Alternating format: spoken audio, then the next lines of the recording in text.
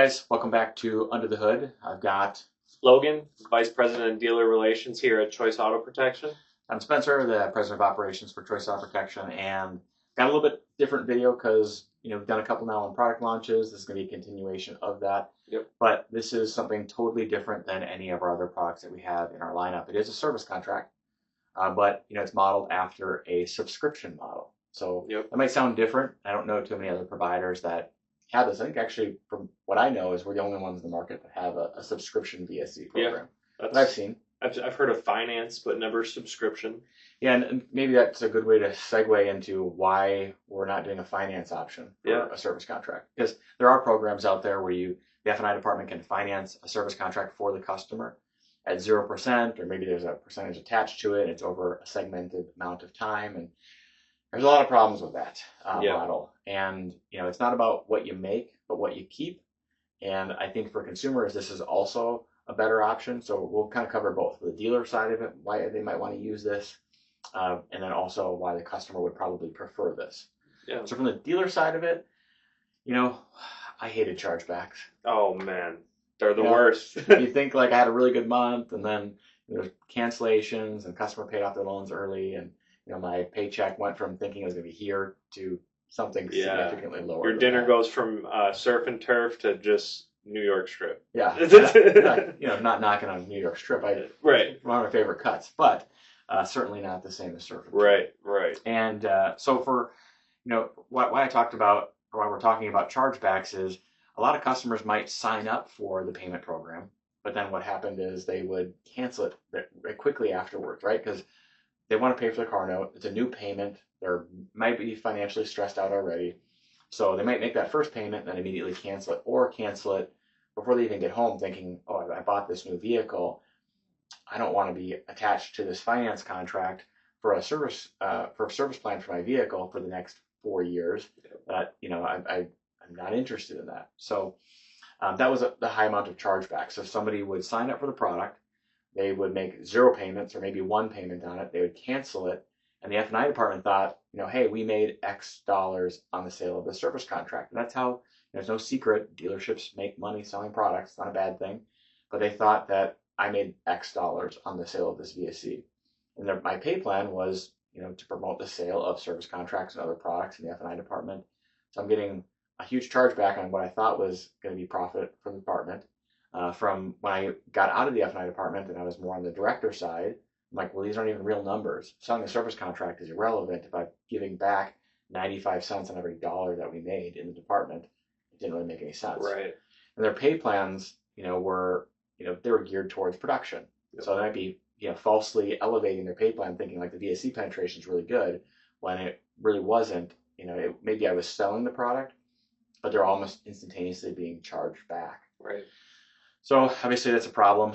For dealers that were reinsuring the product, it's a bigger issue, right? So the customer makes 0 or maybe 1 payment, and then they have a huge claim on that service contract, which I'm sure the customer's glad that they had the policy. Right. And then that huge chargeback comes in. Maybe it's a $4,000 engine. How much have you collected in reserve?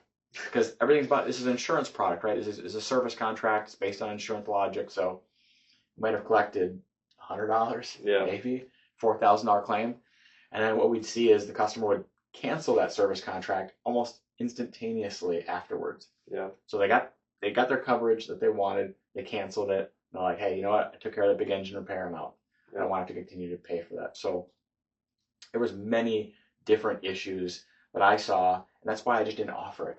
That's why Choice has not offered a service payment plan in the past, was the additional legwork, paperwork that we have to deal with to make no money just really wasn't worth it. And I thought we could offer a better solution. And that's where the subscription model came in. Yeah. I like the idea of the subscription model and the no chargeback stuff. I just want you to explain to me a little bit better, like the logic of the components you covered and why you went with that sort of coverage. Yeah, this is going to be more geared towards used cars. You're not going to sell this policy ever on a new vehicle. So this is where that, the other plans that are on the market might be a good fix for that, or it might be another good option. So if you're selling a new vehicle, the traditional service contract payment plans might be a good option for you. Mhm. Like stick with that. You're still going to have the chargeback issues. You won't necessarily have the issues for your loss ratios in your reinsurance position, but fewer problems. So we built this for used vehicles specifically that are outside manufacturer warranty to cover the main issues that happen, the stuff that's going to keep you from driving the car. Mhm. So we can't offer an exclusionary policy and still have the payment be relatively low and be on a subscription model. So our Right. actuaries had to tell us what type of exposure that we would have, and we had to appropriately reserve for that exposure. Yeah. Because everything is around modeling exposure, right? Yep. So how much are we taking in reserves? How much are we going to pay out?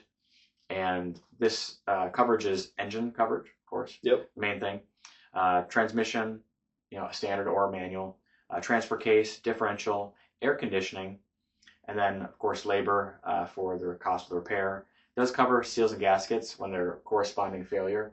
Yep. And then the liability limit for the entire policy is $7,000. So it's liability limit is pretty high. Yeah. Right, and the liability limit for each of the components, $4,000 for an engine and for the water pump combined. It's under one kind of umbrella. Yep. $3,000 for transmission and transfer case. Then $1,500 is for like the transaxle. Yep. So, but $7,000 overall is a lot of coverage. Yeah, it is. Our average engine claim in the entire company is under $3,500. Wow. I mean, either for a rebuild or replacement, because we have a lot more Chevy Cruises on the road than we do have AMG, twin turbo, Yep. Mercedes. So Yep. generally, this will fit into what those customers need. So now the program's a little bit different for payments. Customer has got 3 different term options. So they got a 1 year, a 2 year, and a 3 year option. And then the mileage are 1 year 10,000 miles, 2 year 20,000 miles, 3 year 30,000 miles. So lower mileage limits. But again, we're trying to give the customer the benefit of as much coverage as we can pack into it and still Right. have it be an affordable payment or Right. affordable subscription. So they're going to pay, depending upon the term, either $250 5 days after purchase for a 1 year. It's going to be for a 2 years, it's going to be $300.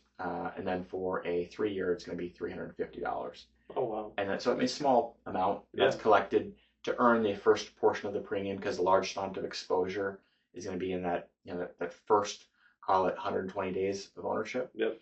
And then after that, every 2 weeks, they're going to have $30 automatically ACH'd out of their account. So small initial payment up front, that's going to cover that limited exposure, because we're all basing this on exposure, Yep. right? So for us, we're looking at it as an insurance product. And then $30 every 2 weeks. It's Wow. just ACH'd. They can cancel at any time. There's no chargebacks for the dealer at all. Of course, there are some commissions for the dealership, so there's some profitability to be earned for the dealer on every one of these policies that are enrolled. And we're going to send that customer back to you. So your service department's going to get the benefit of getting the mechanical failure repair done at their facility. Customer's going to get the benefit of having coverage where they might not be able to. And you sold cars a lot more recently and did finance than I have, but I mean, I don't know what's going on in the banking world, but is it easy to add a service contract in the back end sometimes? Not really, especially like we were talking about a little bit earlier in one of our other videos. We were talking about there being a lot of negative equity, and from COVID, some people really got slammed. Car prices were higher. People were in turn selling stuff at higher back end profit margins. I mean, that's just how the business works, right? Yeah. And sometimes you can't fit anything in there with that much negative equity. So this is a huge thing for people to be able to get in there. And, one thing I wanted to add is with the biweekly payments being as low as they are, if you really look at it on like an average term, like a 60 month or a 72 month, and you go and you put even just like a powertrain option and you look at how much that's going to cost the customer a month, on their payment, it's probably going to be roughly 80 or 90 bucks. So this is a little bit less than that even. Yeah. It's like pay for what you get, or, or not anything more than what you want. You pay for the coverage that you'd want to have.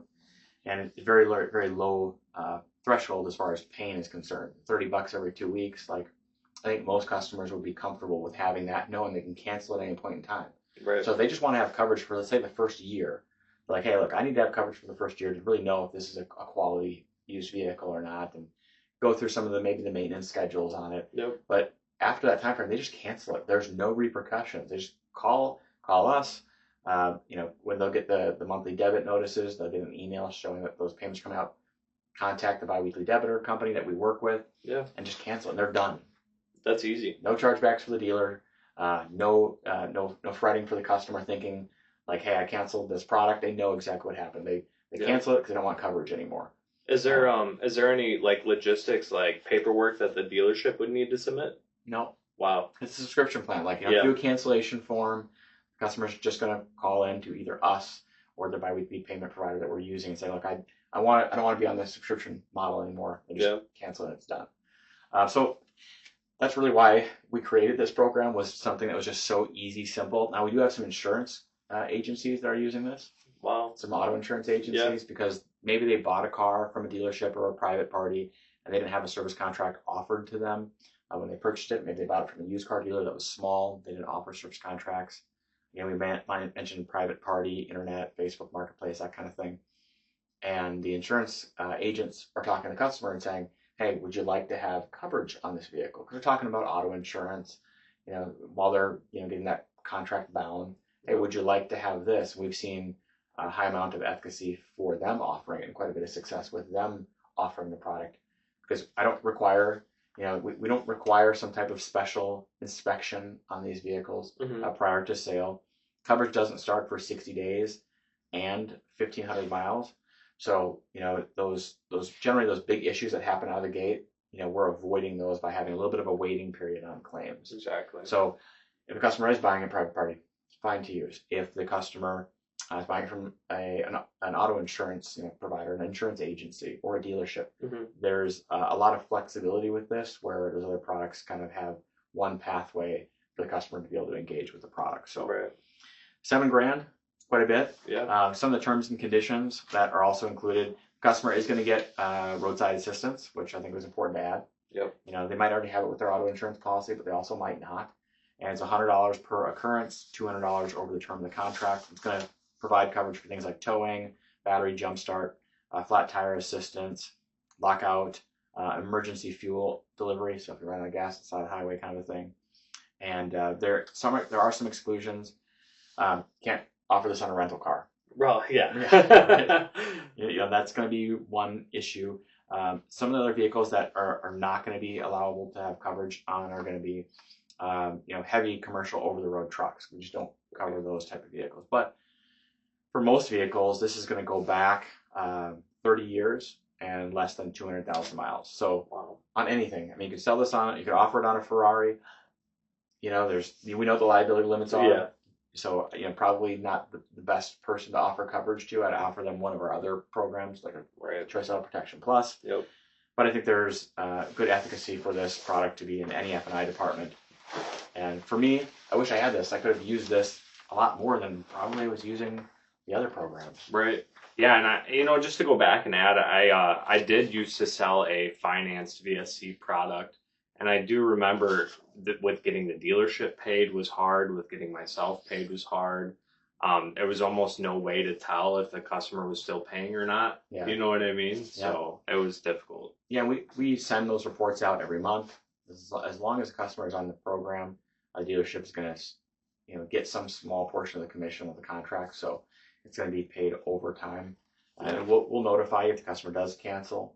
And while these customers are on this program, if they like it, if they like what they got, they can renew that program for up to an additional 3 years. So they could be on this program for up to 6 years. And the dealership is making a small amount of commission on every one of those renewals. The insurance agency, so there's a small amount of income. And the customer, if they like this, or like a subscription model, I think it works. There's a subscription model for cars. Yep. People just subscribe to a car program and they could drive whatever that they wanted. Yeah. I thought that was kind of cool. And this would be kind of like an iteration of that, but for service contracts. So right. There's not a whole lot to cover else on this because it's pretty simplistic. If a customer wanted to enroll in the product, of course, you have to be signed up with Choice Auto Protection first. So you have to have, you'd be signed up with us as a dealership or an insurance agency. After that, we can sign you up for the program, start offering it almost instantaneously. Yep. Sign up's pretty easy. You've seen it on our website. Yeah. You fill in the areas. With the asterisks. Yeah, it's sign at the bottom. I don't know how much easier we could possibly make it. So it's really easy. We now can post custom code. So if they want to have this on their dealership's website or their insurance agency's website, we can send them the HTML script. They can put it on there. We can customize a logo for your dealership or for your insurance company, and then they can just, here you go, post it right on there, and customers can sign up for it. The F&I manager is not having to go to a separate website to do the enrollment. They can go right to the dealership website, do the enrollment right there with the customer, and couldn't be clearer what they're signing up for. So I think it's a good addition. I don't think it's going to be solve all of the the world's problems at all. I think it has a segment that it fits in, but I'm excited to have something that's completely different than what else is in the marketplace. Yeah, me too. Did I miss anything, you think? I don't think so. I feel like I did a lot of talking this time. Yeah. Well, our next one will have Logan cover our Plus program, and because that probably better than I do at this point. Yeah. So, all right, thanks guys, appreciate you. I will see you on the next one.